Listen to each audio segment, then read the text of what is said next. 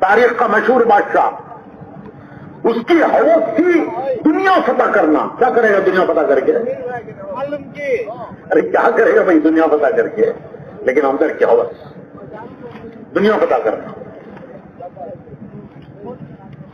تو وہ دنیا فتح کرنے کے ارادے سے چلا، اپنے وطن سے تیاری کر کے بڑی تیاری کی اس نے دنیا فتح کرنے کے لیے، اور وہ اپنے وطن سے چلا. اس کا وطن تھا میکسیڈونیا،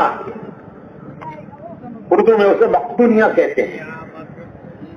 یورپ میں ترکی کے پاس، اٹلی کے پاس ہے وہ ملک. ابھی وہاں اس کے گاؤں میں ہمارا جوڑ ہوا، اجتماع ہوا.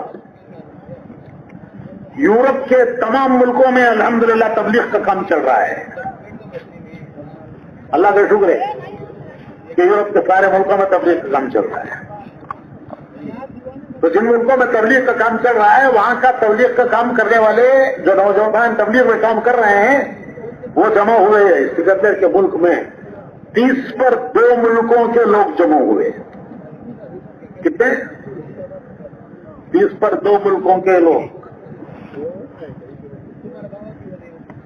یہاں تو صرف بنگلور کے محلے والے جمع ہوئے ہیں، وہاں یورپ کے ملکوں والے، France, Germany, Belgium, Holland, Switzerland, Italy, 30 پر 2 ملکوں کے جن میں تبلیغ میں کام کرنے والے وہاں جمع ہوئے. ہمارے بزرگ حضرات تشریف لے گئے تھے. تو وہاں سے چلا تھا سکندر. اس زمانے میں جبکہ اتنا سفر کرنے کا بھی لوگ سوچ نہیں سکتے تھے، اس نے وہ راستے کے سب ملک فتح کیے، ہندوستان تک آیا. شمالی ہندوستان پنجاب میں آ کے اس کی فوج تھک گئی. انہوں نے کہا کہ اب ہمیں وہ گاؤں یاد آتا ہے، وطن یاد آتا ہے. اب ہم مارچ کرتے کرتے تھک گئے ہیں. کتنی جنگیں لڑیں، کتنی فوجوں کو شکست دیں، کتنے ملک فتح کریں، کہاں ہے یورپ، کہاں ہندوستان تک پہنچا. یہاں آ کے اس کی فوج تھک گئی. تو فوجیوں نے کہا اب ہمیں وطن یاد آتا ہے، اب ہم واپس جاتے ہیں. آگے بڑھنے سے انکار کر دیا. تو جب پوری فوجی تیار نہیں ہے آگے بڑھنے تو سکندر اکیلا کیا کرتا؟ وہ مجبوراً وہ بھی واپس گیا. تو یہ ہوس دنیا فتح کرنا سینے میں ہی رہ گئی، سینے میں ہی رہ گئی، پوری نہیں ہوئی. راستے میں واپسی میں اسے موت آئی. وہ بڑا پڑھا لکھا سمجھدار تھا. اسے سمجھ گیا کہ میری موت آ گئی ہے، میرے موت کا وقت آ چکا ہے. تو اس کی دوسری خواہش تھی گاؤں میں مرنا. مسافری میں مر رہا ہوں، پردیس میں مر رہا ہوں، یہاں کون مزار بنائے گا، کون چادر چڑھائے گا، کون عروس کرے گا. پردیس میں مسافری میں مر رہا ہوں.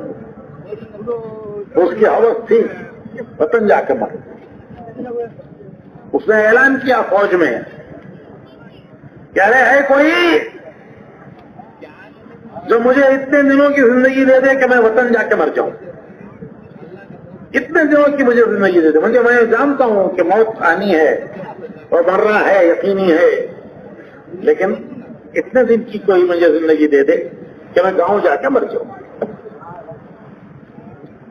تو کون دے سکتا ہے؟ وہ تو وقت آتا ہے، کسی کو پوچھتا نہیں ہے، بعد میں کوئی اپیل نہیں ہے. تو کوئی نہ کر سکا. اس نے کہا کہ اگر کوئی مجھے اتنے دن کی زندگی دے دے کہ میں وطن تک پہنچ جاؤں تو میں میری پوری دولت دینے تیار ہوں. وہ چند دن کی زندگی اگر کوئی مجھے دے دے تو اس کے بدلے میں میری پوری دولت دینے تیار ہوں. اس کی دولت کوئی معمولی دولت نہیں تھی، بڑی دولت تھی. اس نے بڑی بڑی فوجوں کو شکست دی، کوئی فوج اس کے سامنے ٹک نہیں سکی. بڑے بڑے بادشاہوں کو تختوں سے اتار دیا. ان کے ہزاروں سال کے ان کے باپ دادا کھکڑ دادا پکڑ دادا ان کے جمع کیے ہوئے خزانے وہ سکندر کے ہو گئے. وہ بادشاہ شکست کھا گئے, ان کے خزانے سکندر کے ہو گئے.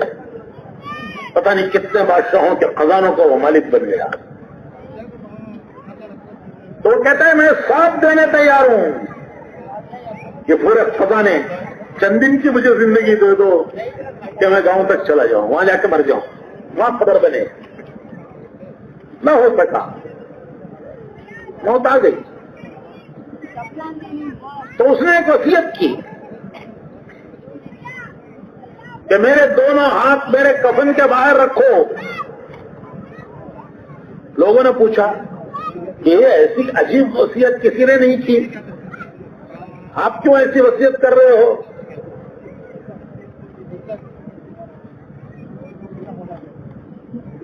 مقصد کیا ہے اس کا؟